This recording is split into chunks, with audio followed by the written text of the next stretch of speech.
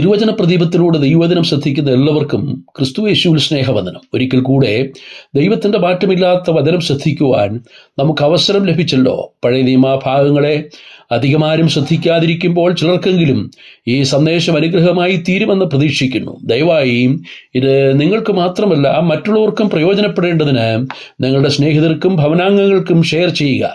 ആ നിലയിൽ സുവിശേഷ ഘോഷണത്തിൽ പങ്കാളികളാകുക. ഇന്ന് സ്വന്തം മരണരേഖയുമായി യാത്ര ചെയ്ത ഊരിയാവിനെ കുറിച്ചാണ് നാം ചിന്തിക്കുന്നത്. ശമൂവേൽ 2-ാം പുസ്തകം 1-ാം അധ്യായം 14-ാം വാക്യത്തിൽ ദാവീദ് യോവാബിന് ഒരു എഴുത്തെഴുതി ഊരിയാവിൻ്റെ കയ്യിൽ കൊടുത്തയച്ചു. എഴുത്തിൽ പട കഠിനമായിരിക്കുന്നിടത്ത് ഊരിയാവിനെ മുന്നണിയിൽ നിർത്തി അവൻ വെട്ടുകൊണ്ട് മരിക്കത്തക്കവണ്ണം അവനെ വിട്ട് പിന്മാറുവീൻ എന്നെഴുതിയിരുന്നു. ദാവീദിന്റെ പാപം മറയ്ക്കുവാൻ വേണ്ടി ചെയ്ത ഒരു വൻ ചതിയായിരുന്നു ഈ കത്തിന് പിന്നിൽ. ഇന്ന് സമൂഹത്തിൽ നടക്കുന്ന അനേക കൊലപാതകങ്ങളുടെയും ഒരു പൂർവ്വരൂപമാണ് ഈ സംഭവത്തിൽ നാം കാണുന്നത്. ദാവീദ് ഒരു വശത്ത് വളരെ ദൈവഭക്തനും നീതിനിഷ്ഠയുള്ളവനും ആയിരുന്നുവെങ്കിലും തൻ്റെ ജീവിതത്തിലെ ഒരു കറുത്ത അധ്യായമെന്ന നിലയിൽ ഈ സംഭവത്തെ നാം കാണുന്നു. ഇത് നമുക്കൊരു മുന്നറിയിപ്പാണ്. ഒരു വ്യക്തിയുടെ ജീവിതത്തിലെ തെറ്റുകൾ തിരുവഴുത്തിൽ വെളിപ്പെടുത്തിയിരിക്കുന്നത് അത് നാം ആവർത്തിക്കുവാനല്ല, പിന്നെയോ നമുക്കൊരു മുന്നറിയിപ്പിനും ബുദ്ധിപദേശത്തിനുമായിട്ടാണ്. ദാവീദ് ചെയ്ത പാപങ്ങൾ ഒരിക്കലും ന്യായീകരിക്കത്തക്കതല്ല. മോഹിക്കരുത് എന്ന 10-ാം കൽപ്പനയുടെ നഗ്നമായ ലംഘനമാണ് ഇവിടെ നടന്നത്. മോഹമില്ലാത്ത മനുഷ്യരില്ല, എന്നാൽ മോഹം മുഴുത്തിട്ട് മരണത്തെ പ്രസവിക്കുന്നുവെന്ന് ബൈബിൾ രേഖപ്പെടുത്തുന്നു. ദാവീദ് ഊരിയാവിൻ്റെ ഭാര്യയെ മോഹിച്ച് അവളുമായി അവിഹിത ബന്ധത്തിൽ ഏർപ്പെടുകയും അതിലൂടെ അവൾ ഗർഭിണിയായി തീരുകയും ചെയ്തു. ദാവീദിന്റെ വിശ്വസ്ത പടയാളിയായിരുന്നു ഊരിയാവ്. സ്വന്തം സുഖങ്ങളും കുടുംബജീവിതവും എല്ലാം ത്യജിച്ച് ദാവീദിനോടൊപ്പം വിശ്വസ്തനായി നിന്ന ഊരിയാവിനെ വകവരുത്തുവാൻ ദാവീദ് തീരുമാനിച്ചു. ഒരു പാപം മറയ്ക്കുവാൻ മറ്റൊരു പാപവും ചെയ്യേണ്ടി വന്നു. ലംഘനങ്ങളെ മറയ്ക്കുന്നവന് ശുഭം വരികയില്ല, അവ ഏറ്റുപറഞ്ഞ് ഉപേക്ഷിക്കുന്നവനോ കരുണ ലഭിക്കുമെന്ന് തിരുവചനം പറയുന്നു. ദാവീദിന് വേണമെങ്കിൽ തൻ്റെ തെറ്റ് ഊരിയാവിനോട് തന്നെ ഏറ്റുപറയാമായിരുന്നു. ദാവീദ് രാജാവായിരിക്കുമ്പോൾ അത് തൻ്റെ ജീവന് ഭീഷണിയായിട്ടാണെങ്കിൽ പോലും രഹസ്യമായി സൂക്ഷിക്കുമായിരുന്നു, അല്ലെങ്കിൽ ഊരിയാവ് അത് ക്ഷമിക്കുമായിരുന്നു. എന്നാൽ പാപം മറയ്ക്കാൻ ശ്രമിച്ചപ്പോൾ അത് കൂടുതൽ പ്രശ്നങ്ങളിലേക്ക് വഴിമാറി. ആരും അറിയണ്ട എന്ന് കരുതി ചെയ്ത പാപങ്ങളും ഒരു നാൾ വെളിപ്പെടുമെന്നതിന് സംശയമില്ല. പാപത്തിന് ഒഴികഴിവില്ല. വ്യഭിചാരവും കൊലപാതകവും ദൈവകൽപ്പനയുടെ ലംഘനവും ഏറ്റവും നിഷിദ്ധവുമാണ്. അത് ചെയ്തവരെ ദൈവം ശിക്ഷിക്കാതെ വിടുകയില്ല. ദൈവം പാപത്തെ വെറുക്കുന്നു, എന്നാൽ പാപിയെ സ്നേഹിക്കുന്നു. ഊരിയാവിനെ വഞ്ചനയിലൂടെ കൊന്നുവെങ്കിലും ദാവീദിന്റെ പാപം മറയ്ക്കുവാൻ കഴിഞ്ഞില്ല. ദാവീദിന്റെ തലമുറയിലേക്ക് ആ പാപം വ്യാപിച്ചു.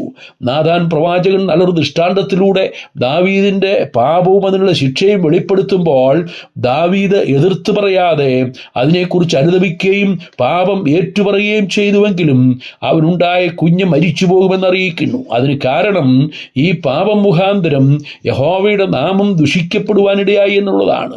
നമ്മുടെ ജീവിതം കൊണ്ട് ദൈവനാമം മഹത്വപ്പെടേണ്ടതിന് പകരം ദൈവനാമം ദുഷിക്കപ്പെടുന്നുവെങ്കിൽ അത് പരസ്യമായി ശിക്ഷിക്കപ്പെടുന്ന പാപമാണെന്ന് നാം ഓർക്കണം. നാഥാൻ പറഞ്ഞതുപോലെ തന്നെ കുഞ്ഞ് മരിച്ചുപോയി എന്ന് മാത്രമല്ല, തൻ്റെ കുടുംബത്തിൽ നിന്നും വാൾ വിട്ടുമാറാതെ പിന്തുടരുകയും അധാർമികമായ കാര്യങ്ങൾ ദാവീദിന്റെ കുടുംബത്തിൽ സംഭവിക്കുകയും ചെയ്തു.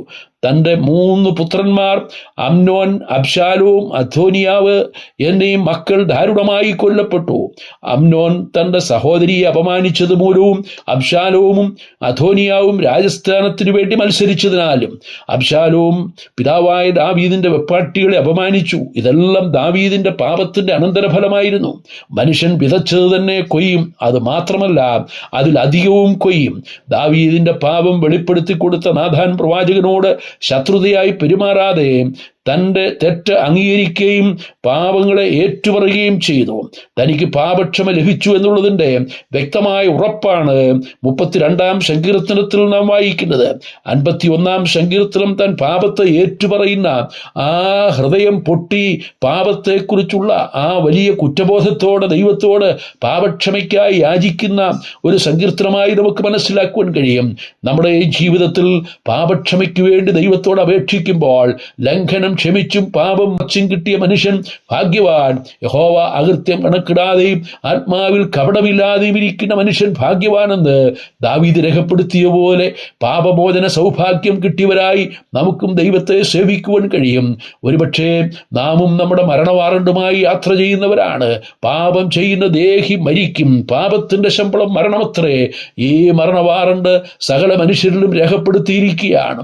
എന്നാൽ പാപത്തിന്റെ ശമ്പളമായ മരണം കർത്താവായ യേശുക്രിസ്തു നമുക്ക് പകരമായി അനുഭവിച്ചതുകൊണ്ട് നമുക്ക് പാപത്തിന്റെ ശിക്ഷയിൽ നിന്ന് വിടുതലുണ്ട്. വിശ്വാസത്തോടുകൂടെ യേശുവിന്റെ സമീപത്തേക്ക് വന്ന് പാപക്ഷമയ്ക്കായി യാചിക്കുക. സകല പാപങ്ങളും ക്ഷമിക്കപ്പെട്ടവരായി വിശുദ്ധിയോടെ ജീവിപ്പാൻ ദൈവത്തിന്റെ പരിശുദ്ധാത്മാവ് നിങ്ങളെ സഹായിക്കും. അതിനായി ദൈവം താങ്കളെ അനുഗ്രഹിക്കട്ടെ. കർത്താവിന്റെ നാമം മഹത്വപ്പെടുമാറാകട്ടെ. സ്വർഗീയ പിതാവേ, ഞങ്ങൾ അങ്ങേക്ക് സ്തോത്രം ചെയ്യുന്നു. ഞങ്ങളുടെ അനേകവിധമായ പാപങ്ങളെ അവിടുന്ന് ക്ഷമിച്ചു തന്നതുകൊണ്ട് സ്തോത്രം. പാപങ്ങളെ മറയ്ക്കുന്നവരായി ദൈവശിക്ഷ ഏറ്റുവാങ്ങാതെ പാപങ്ങളെ ഏറ്റുപറഞ്ഞ് ദൈവത്തിൽ നിന്ന് ക്ഷമ ലഭിച്ച് വിശുദ്ധമായ ജീവിതം നയിക്കുവാൻ ഞങ്ങൾക്ക് കൃപ ചെയ്യണമേ. പ്രാർത്ഥന കേട്ടതുകൊണ്ട് സ്തോത്രം. ക്രിസ്തുയേശുവിന്റെ ധന്യമായ നാമത്തിൽ തന്നെ. ആമേൻ.